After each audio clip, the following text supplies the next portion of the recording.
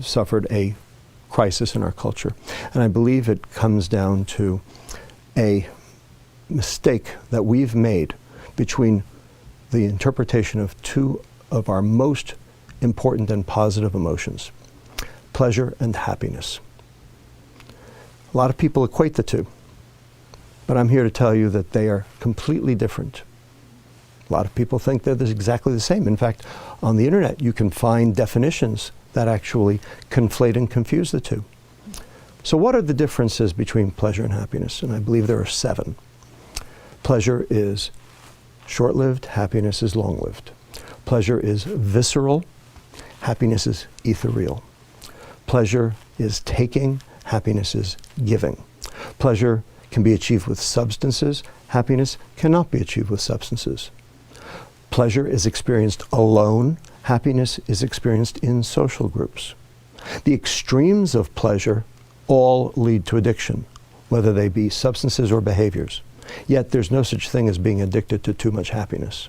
And finally, number 7, most important, pleasure is dopamine and happiness is serotonin. Now, these are 2 biochemicals, these are 2 neurotransmitters, these are 2 chemicals that the brain makes and uses to communicate between one neuron, brain cell, and another.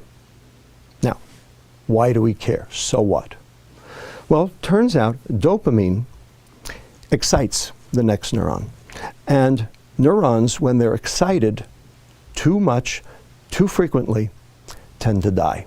So the neuron has a defense mechanism against that. What it does is it reduces the number of receptors that are available to be stimulated in an attempt to try to mitigate the damage. When you say to be stimulated, you mean to be excited? To be excited, that's right. And so we have a name for that process. It's called downregulation. And a lot of different chemicals in the body do that.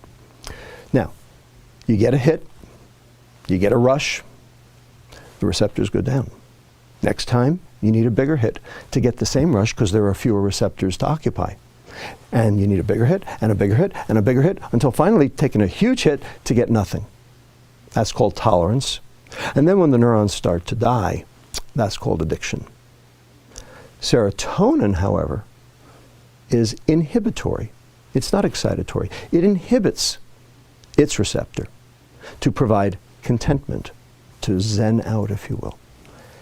So you can't overdose the serotonin neuron. And what does it mean to inhibit a receptor?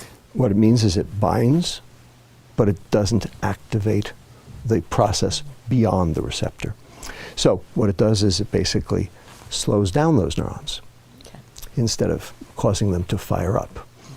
And so in doing so, you end up with the process of contentment, that feeling of one with the world, if you will, that thing we call happiness.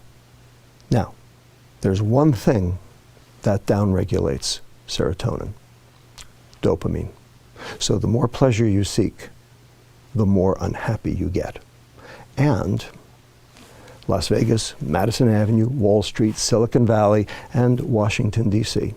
have very specifically and in a coordinated fashion confused and conflated the term happiness with the term pleasure, so that you can buy happiness, so that they can sell you their junk.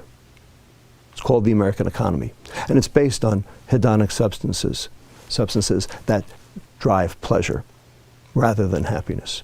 And in the process, we have become most decidedly unhappy.